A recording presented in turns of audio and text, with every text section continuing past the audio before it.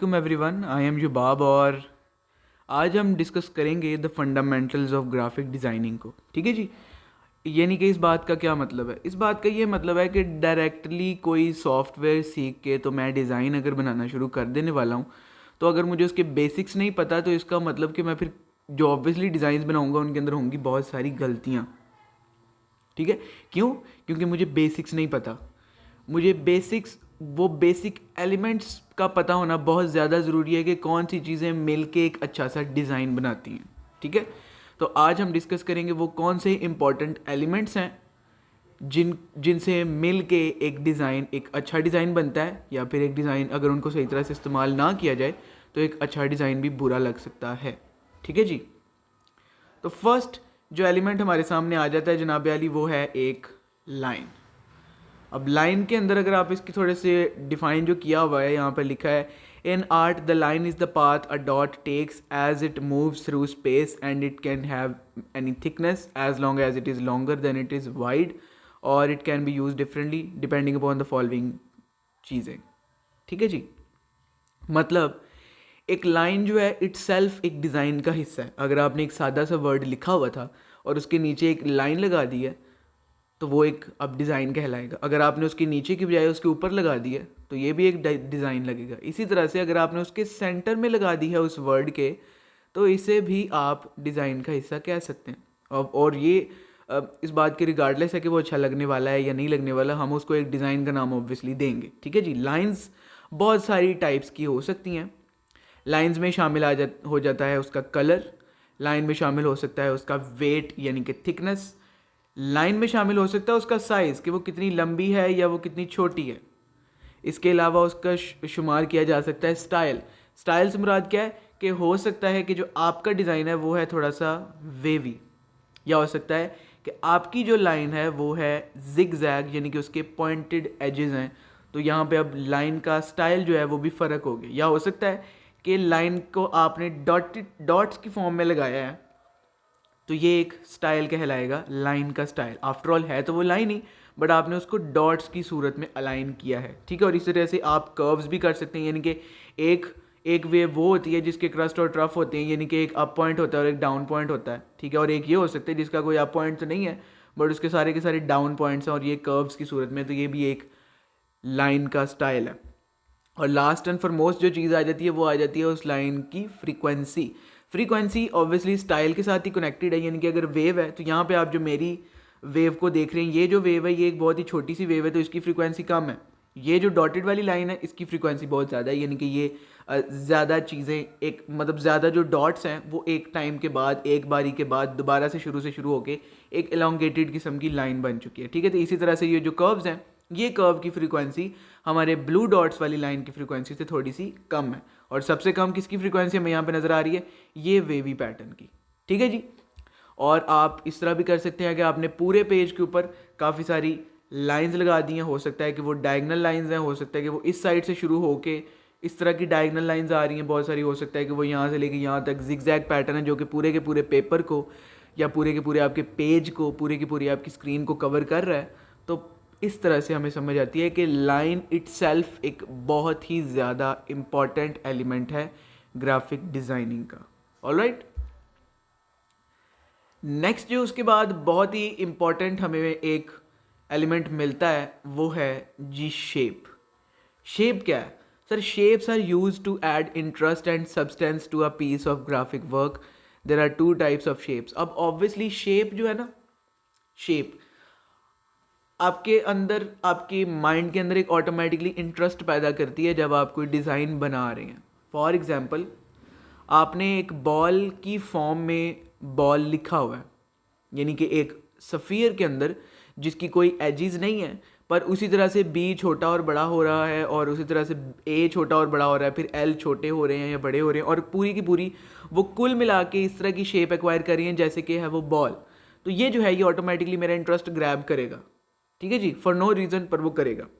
तो इसका मतलब कि शेप जो है वो इट्सेल्फ एक बहुत ज़्यादा इम्पॉर्टेंट एलिमेंट है हमारे ग्राफिक डिज़ाइनिंग वर्ल्ड का। अब यहाँ पे दो तरह की शेप्स आ जाती हैं। एक शेप्स होती हैं ज्योमेट्रिकल शेप्स। ये ज्योमेट्रिकल शेप्स कौन सी होती हैं? एक वो शेप्स हैं जो कि हमने बचपन से सीखी हैं, सर्कल, स्क्वायर, रेक्टेंगल, ट्रायंगल और स्क्वायर और सिलेंडर और कोन और हेक्सागोन, ऑक्टागोन। ये सारी की सारी जो चीज़ें हैं ये शेप्स हैं और ये ज्योमेट्रिकल शेप्स हैं जो कि हमने बचपन से सीखी हैं। बट एक वो भी तो शेप है जो कि अमोइबा की है। अमोइबा की कोई डेडिकेटेड शेप तो है नहीं, पैरामीशियम की कोई डेडिकेटेड शेप तो है नहीं, फूल की कोई ज्योमेट्रिकल शेप तो है नहीं जैसे एक फ्लावर होता है, बादलों की कोई ज्योमेट्रिकल सी शेप नहीं है, वो एक नेचुरल सी शेप है जो शेप उनको एक्वायर होती है जिस तरह से वो एक दूसरे को इकट्ठे हो जाती हैं, इकट्ठे हो जाते हैं बादल, और एक हर दफ़ा एक नई तरह की शेप जो है हमारे सामने आती है। तो इस शेप को आप कहेंगे ऑर्गेनिक शेप। ठीक है जी, जो नेचुरली दुनिया में एग्जिस्ट करती हैं शेप्स, आप उन शेप्स को कहते हो ऑर्गेनिक शेप। ऑलराइट, तो मुझे उम्मीद है कि ये जो दो एलिमेंट्स हैं, लाइन और शेप, ये तो हमें बहुत अच्छी तरह से क्लियर हो गए होंगे। तो अब हम बहुत ही ज़्यादा एक ऐसा एलिमेंट जिसको शायद हम इम्पोर्टेंट ना समझते हों बट वो बहुत ज़्यादा एक्चुअली इम्पोर्टेंट है, वो है स्पेस। अब सवाल पैदा हो गया कि स्पेस जो है वो किस तरह से किसी डिज़ाइन का हिस्सा हो सकती है। तो इसके लिए मैं सिंपल सी चीज़ बताने से पहले ये स्टेटमेंट पढ़ लेते हैं। यहाँ पे क्या लिखा है? यहाँ पर लिखा है कि space in graphic design is the distance around the area between different size design elements of your composition, and to make it clear with an example, put an image into the page, and space refers to the area that doesn't contain the image, also known as white space और negative space। ठीक है जी, अब space जो है वो itself एक design का हिस्सा है। यहाँ पे आप ये बता सकते हो किसी को कि कौन सी चीज़ देखनी है, कौन सी चीज़ नहीं देखनी है। जहाँ पे आप पॉज डालना चाह रहे हो वहाँ पे आप पॉज डाल सकते हैं। मतलब सिंपल सी बात क्या है कि आप जब एक अखबार पढ़ते हैं तो वहाँ पे एक पैराग्राफ लिखा होता है, फिर बाकी की स्पेस आगे छूटी होती है, फिर उसके बाद थोड़ी सी एक लाइन की स्पेस छोड़ के अगला पैराग्राफ शुरू हो जाता है। ठीक है जी, इसके बाद फिर एक पैराग्राफ शुरू होता है और इन दोनों पैराग्राफ्स के दरमियान एक थोड़ी सी स्पेस छोड़ी होती है जिसको आप कहते हो वाइट स्पेस। अब ये वाइट स्पेस क्यों छोड़ी जाती है? वाइट स्पेस को छोड़ने से पहले हम एक अच्छी स्पीच करने का तरीका देख लेते हैं। और वो अच्छा तरीका ये है कि आप जब एक अच्छी स्पीच कर रहे हैं ना, तो आपने उस स्पीच के अंदर पॉजेज़ देने हैं। यानी कि आपने एक बात करके रुक जाना है, फिर उसके बाद दूसरी बात शुरू करनी है, फिर उसके बाद ब्रेक डालना है यानी कि रुक जाना है, और फिर तीसरी बात शुरू करनी है। ठीक है जी, ये जो आप यहाँ पर रुक रहे हैं बार बार, या जो आप पॉजेज़ डाल रहे हैं या ब्रेक्स लगा रहे हैं, ये आप इसलिए ऐड कर रहे हैं ताकि जो आपका सुनने वाला है, जो आपका लिसनर है, वो उस बात को अच्छी तरह से जो पीछे हुई है उसको अपने दिमाग में दोहरा सके। फिर उसके बाद अगली बात आप शुरू करेंगे ताकि पिछली बात वो कहीं भूल ना जाए। ऐसा ना हो कि उसके दिमाग में एक खिचड़ी सी पक जाए जिसको वो बिल्कुल भी समझ नहीं पा रहा कि बोलने वाले ने बोला क्या है। ठीक है जी, तो जिस तरह से वहाँ पे आप पॉजेज़ डालेंगे अपनी स्पीच के अंदर, उसी तरह से आप यहाँ पर ब्रेक्स डालेंगे जिसे आप वाइट स्पेस कह रहे हैं, ताकि जो ऊपर वाली बात है और जो नीचे वाली बात है, इन दोनों को जो आपका रीडर है या जो आपका व्यूवर है वो आसानी से समझ सके, ना कि उसके दिमाग में खिचड़ी पक जाए। ठीक है, ये आपको वैसे तो बात हो सकता है कि इस वक्त ऐसा लग रहा हो कि नहीं ये तो बिल्कुल यूज़लेस सी बात है, बट एक्चुअली ऐसा है। आपके माइंड को ऐसा पता तो नहीं लगता बट अनइंटेंशनली होता ऐसे ही है। अगर आपको मैं बिल्कुल ऐसे एज टू एज सारे का सारा पैराग्राफ लिख के दे दूंगा, उसके बाद दूसरा पैराग्राफ, तीसरा पैराग्राफ, चौथा पैराग्राफ, तो आई बिलीव कि आपको कुछ भी उसमें समझ नहीं आएगा, रादर देन कि अगर मैं अपने टेक्स्ट के अंदर ब्रेक्स डाल रहा हूँ या वाइट स्पेस छोड़ रहा हूँ तो उससे हमें अच्छी तरह ये बात समझ में आ जाएगी। ठीक है जी, दूसरी बात, ये नेगेटिव स्पेस क्या होता है? नेगेटिव स्पेस को समझने के लिए आप यहाँ पर आपके सामने ये कुछ लोगोज हैं। ठीक है, बेसिकली ये जो आपको यहाँ पर स्क्वायर नज़र आ रहा है, ये वाला जो आपको स्क्वायर नज़र आ रहा है, इसके अंदर कट आउट ऐसे किया गया कि वो मुझे ऐसे लग रहा है कि जैसे वो आग का निशान है। ठीक है जी, ऐसे फील हो रहा है नहीं, हालांकि वहाँ पे कोई भी आग नहीं है, वो एक्चुअली ट्रांसपेरेंट है। इसको मैं किसी भी बैकग्राउंड के ऊपर लगा दूंगा तो उसका कलर रिक्वायर कर लेगी। इसका मतलब क्या है कि ये जो स्क्वायर के अंदर जो खाली जगह छोड़ी हुई है ये एक्चुअली खाली जगह ही है, ये फिल्ड अप नहीं है। तो फिर मुझे स्टिल ऐसे फील हो रहा है कि ये एक आग है। तो जब एक पहले से एग्जिस्टिंग शेप के अंदर, एक पहले से एग्जिस्टिंग एलिमेंट के अंदर या एक कंपोज्ड चीज़ के अंदर आप जब जनाबे आली कोई खाली जगह इस तरह छोड़ते हैं कि वहाँ पर एक नई शेप बन जाए, तो इसे आप कहते हैं नेगेटिव स्पेस।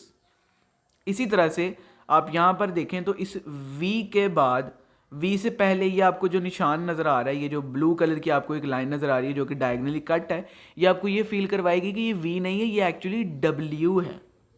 ठीक है जी। और दूसरी बात, जो बी के दरमियान की खाली जगह हम छोड़ देते हैं, इन्होंने उसी खाली जगह को भर दिया है और अब मुझे ऐसे फील हो रहा है कि ये बी है, हालांकि वहाँ पे ऐसा कोई बी है ही नहीं, बट स्टिल मुझे फील हो रहा है कि यहाँ पे कोई बी है। तो जब आप किसी शेप को कट करके ये फील करवाएं कि वहाँ पर कोई और शेप है जो कि एक्चुअली है नहीं, इसे आप कहते हैं नेगेटिव स्पेस। उम्मीद है मुझे कि ये आपको क्लियर हो गया होगा। स्टिल अगर आपको कोई बात समझ में नहीं आई अभी तक तो नो प्रॉब्लम, आपके साथ एग्जांपल्स अभी शेयर करेंगे आफ्टर दिस, ताकि ये हमें जो है आज क्लियर हो जाए। ठीक है जी। इसके बाद बहुत ही इंपॉर्टेंट एलिमेंट जो कि शायद ना लगता हो कि इतना इंपॉर्टेंट है, वो है एक डिज़ाइन के अंदर बैलेंस। यानी कि balance in designs covers how the visual weight of elements are balance with each other on both sides of a design to create cohesiveness, completion and satisfaction. To achieve optimal balance, your composition should be balanced vertically, horizontally, diagonally or background versus foreground. ठीक है जी। इस बात का क्या मतलब है?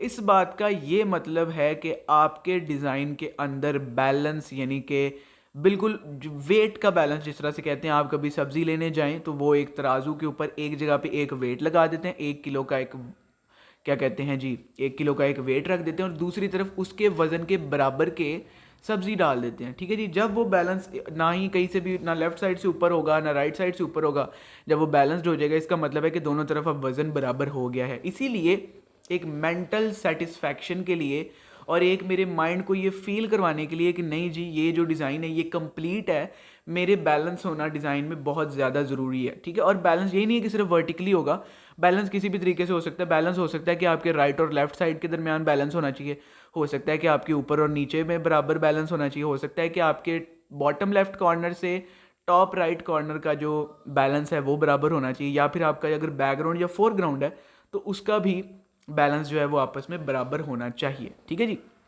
जैसे कि आप ये देखें, यहाँ पर आपको कुछ पिंक डॉट्स नज़र आ रहे हैं। ठीक है जी। ये पिंक डॉट्स जो हैं ये तो मुझे समझ आ रही है कि ये भी इस तरफ भी बैलेंस बराबर है, इस तरफ भी बैलेंस बराबर है। अब यहाँ पे इस डिज़ाइन में बैलेंस बराबर नहीं है, इस कोने में वेट बहुत ज़्यादा है, इस कोने में वेट बहुत ज़्यादा कम है, और ये दोनों कोने तो वैसे ही खाली छोड़ दिए। तो अगर ये दोनों कोने आपने खाली छोड़ने थे तो एटलीस्ट आप ये वाला कॉर्नर और ये वाला कॉर्नर जो है ये बराबर वेट के साथ होना चाहिए था। बट क्योंकि ये बराबर वेट के साथ नहीं है, मुझे स्टिल ये फील ऐसे ही होता रहेगा कि यार ये खाली खाली सा डिज़ाइन है, इसके अंदर कुछ मोर एलिमेंट्स होने चाहिए। मेरा माइंड इसे कंसीडर नहीं करेगा कि ये एक कंप्लीट डिज़ाइन है, क्योंकि ये आप ग्राफिक डिज़ाइनर हो ना हो, आप एक अच्छे व्यूवर हैं नहीं है, आपका माइंड स्टिल आपको ये इंसिस्ट ज़रूर करेगा कि भैया ये डिज़ाइन कंप्लीट नहीं है। चाहे किसी ने भी डिज़ाइन किया है तो आपको ये ज़रूर फील होगा कि ये कंप्लीट नहीं है, ये खाली खाली क्यों फील हो रहा है। दूसरी बात, अब यहाँ पे आपको इन डेप्थ प्रीव्यू नज़र आ जाएगा बैलेंसिंग का, कि यहाँ देखें यहाँ पे इस तरफ और इस तरफ बैलेंस बराबर है।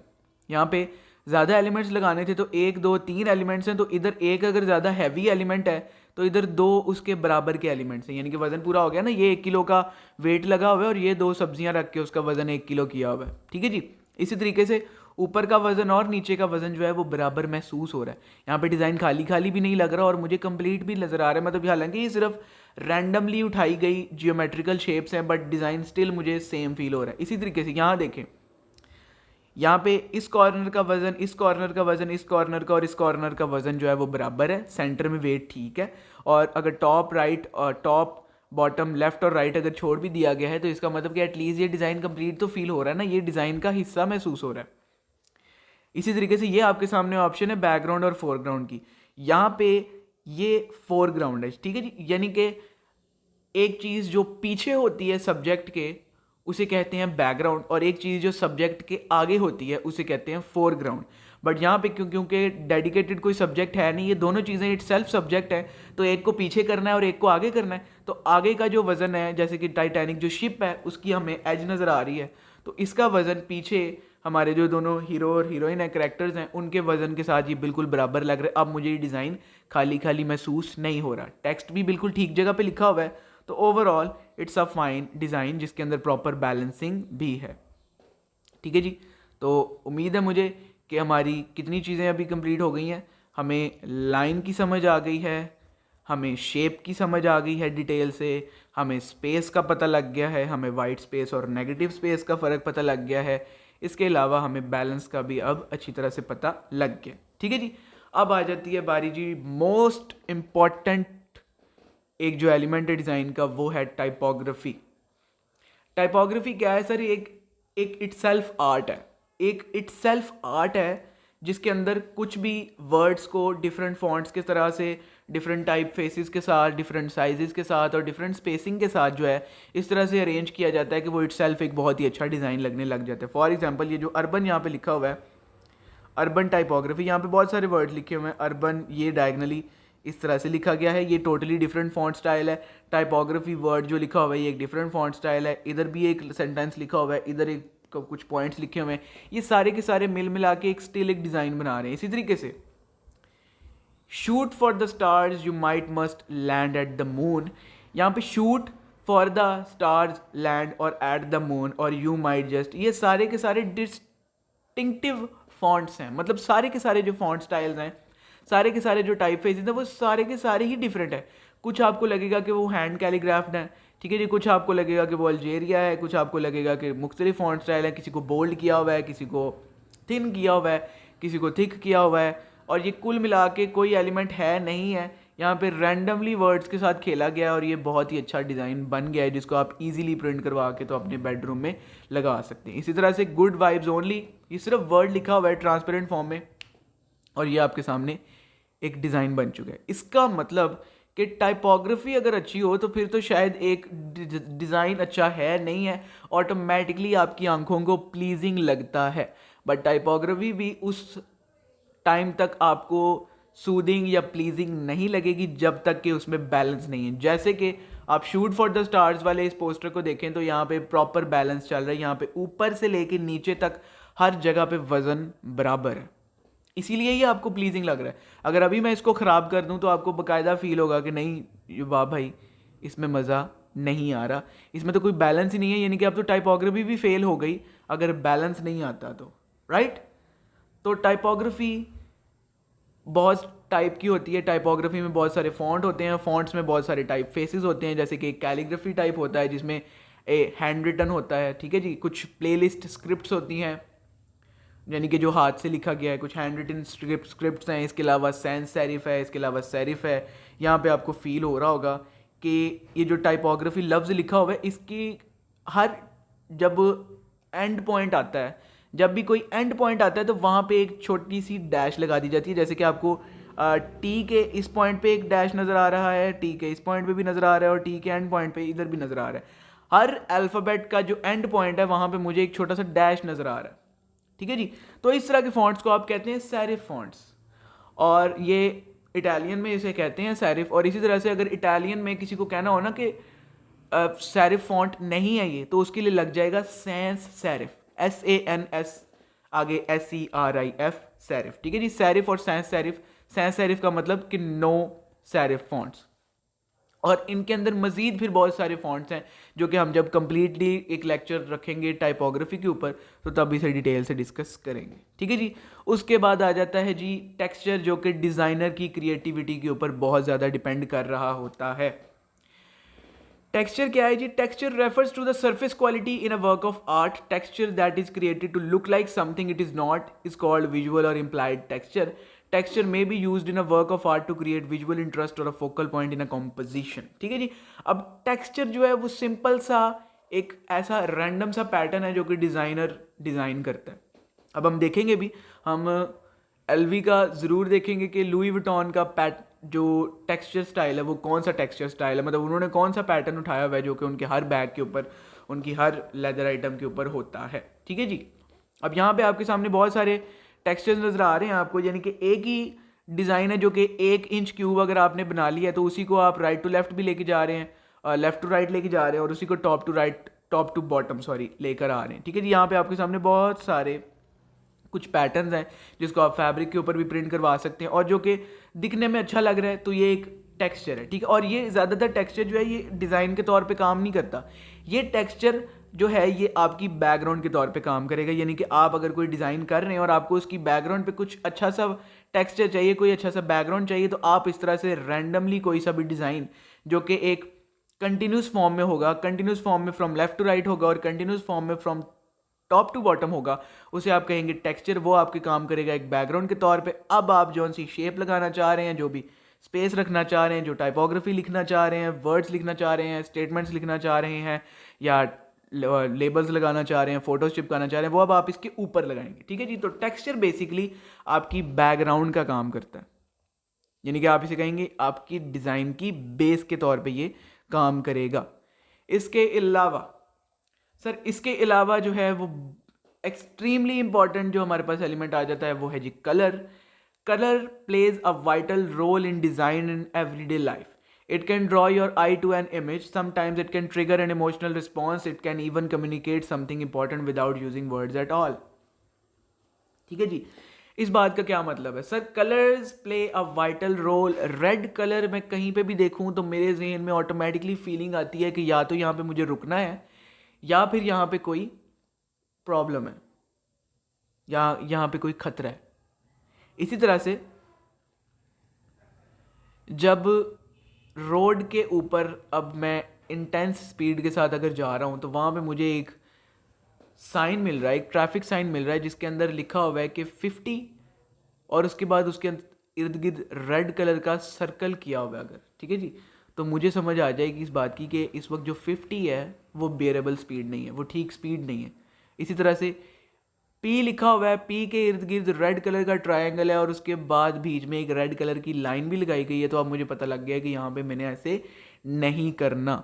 ऑटोमेटिकली एक सेंस ऑफ खतरा आ जाएगा। इसी तरह से अगर हम जब भी कोई सैड किस्म की पोस्ट देखते हैं, ठीक है जी, कोई भी इंस्टाग्राम के ऊपर हमें पोस्ट नज़र आ रही है, कोई दहशतगर्दी का वाक़या था, कोई भी टेररिज्म वाला अटैक था, अगर हम उसको याद कर रहे हैं तो उसकी पोस्ट के ऊपर अगर कुछ लिखा है या नहीं लिखा, ठीक है जी, कुछ भी लिखा है नहीं लिखा, तो आप अपनी सेंस को, आप अपनी फीलिंग को, आप अपनी जो इमोशंस हैं उसको ट्रांसफ़र कर सकते हो, उसको कम्युनिकेट कर सकते हो just on the basis of the colour. मतलब अगर मैं ग्रे, ब्लैक और वाइट के डिफरेंट शेड्स को इस्तेमाल करने लग जाऊँ तो ऑटोमेटिकली मेरे जहन में एक सैडनेस की फीलिंग आ जाएगी। ठीक है जी। तो इसका मतलब कलर्स ने ही ऑन देयर ओन, बगैर किसी लफ्ज़ के, बगैर किसी बात के, बगैर बोले अपनी बात जो है वो बता दी है।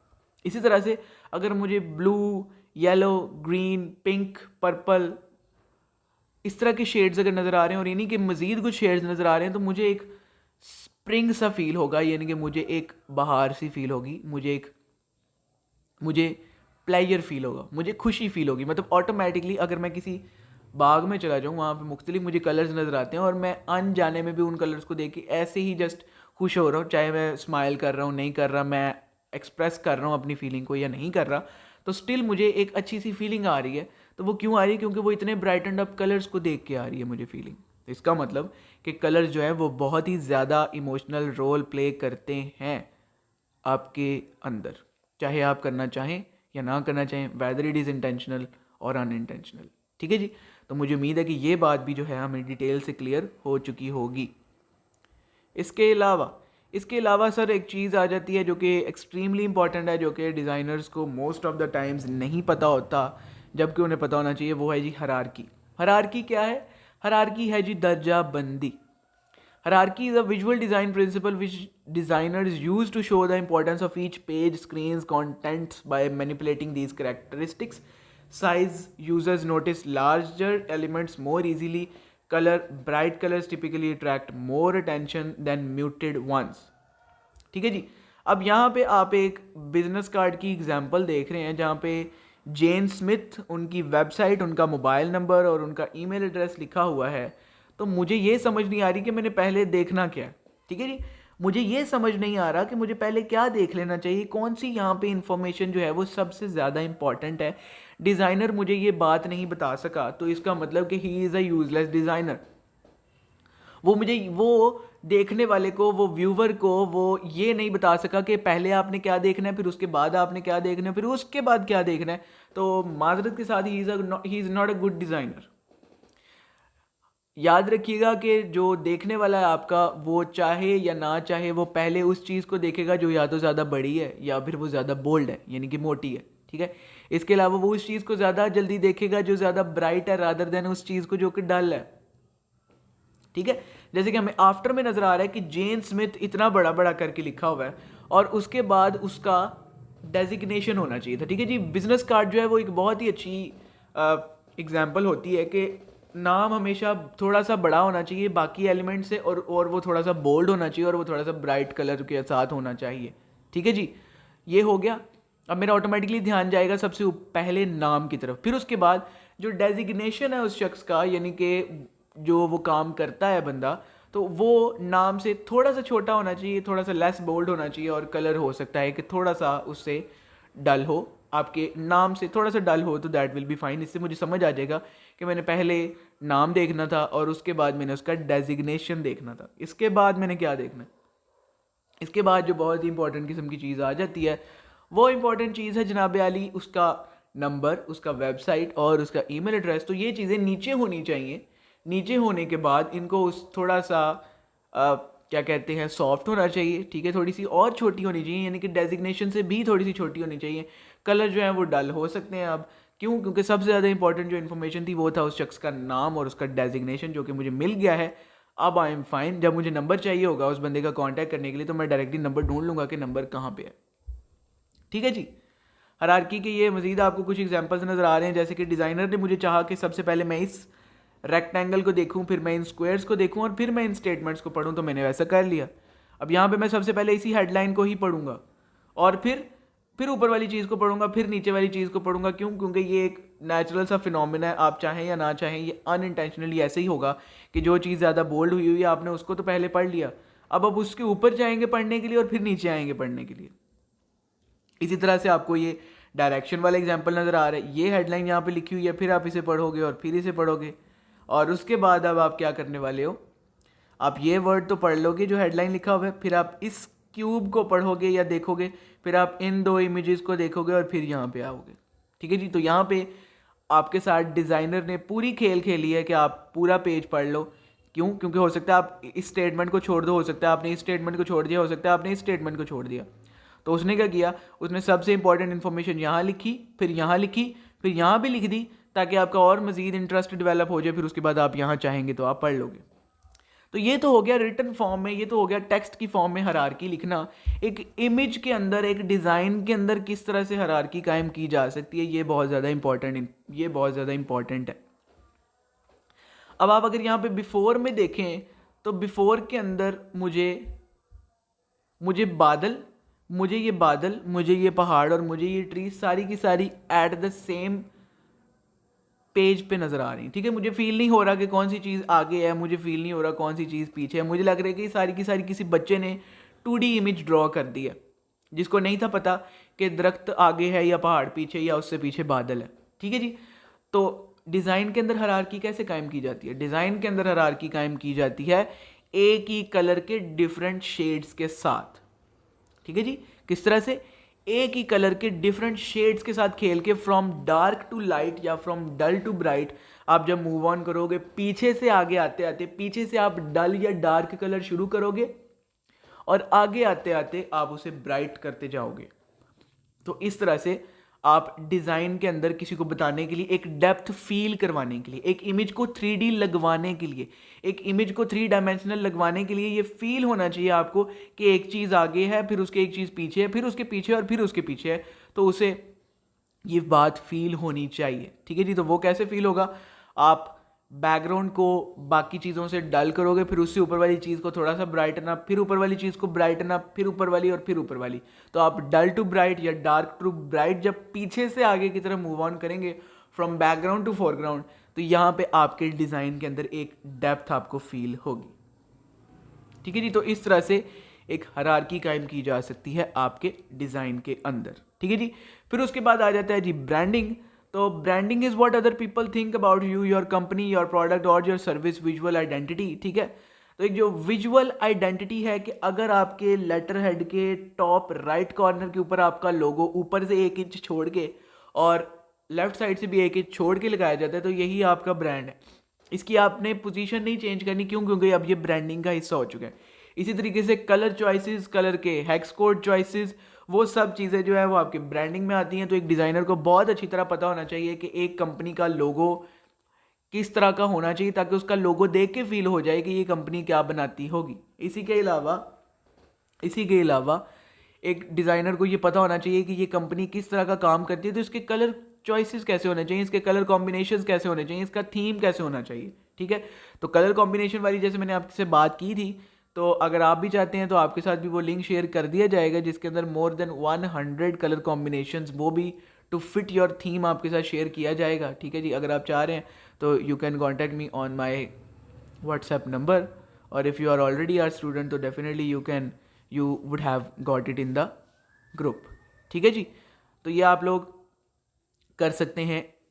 बट क्यों? पहले पता होना चाहिए, पहले कलर कॉम्बिनेशंस पता होना चाहिए, पहले पता होना चाहिए कि एक ब्रांड आइडेंटिटी क्या होती है, एक विजुअल आइडेंटिटी क्या होती है। क्यों? क्योंकि अगर एक कंपनी को आपने एक ब्रांड आइडेंटिटी दे दी है, एक विजुअल आइडेंटिटी दे दी है जिसको वो भी अब चेंज नहीं कर सकते, और बाद में उन्हें पता लगता है कि दिस वॉज नेवर फाइन, तो इसका मतलब कि you were never a good designer, और आपने उनकी आइडेंटिटी जो है वो टिल दी एंड ख़राब हो चुकी है। तो ये हम कभी भी नहीं चाहेंगे, ना ही कोई अच्छा सा डिज़ाइनर चाहेगा कि उसका कोई क्लाइंट जो है वो उससे नाखुश हो। ठीक है जी, तो इसलिए branding is very much important for the customers experience. ठीक है जी, so that is all for the fundamentals of graphic designing. यहाँ पे आपको इस सॉलिड बैकग्राउंड के ऊपर 4 लफ्ज़ लिखे हुए हैं, the fundamentals of graphic designing. इन चारों के अंदर 4 मुख्तलिफ फॉन्ट स्टाइल्स हैं और मुख्तलिफ स्टाइल्स हैं, तो इसे आप कहते हैं टाइपोग्राफी। ठीक है जी, जो कि आप भी यूज़ कर सकते हो। ये जो ग्राफिक डिज़ाइनिंग है ये एक कैलीग्राफिक फॉन्ट है।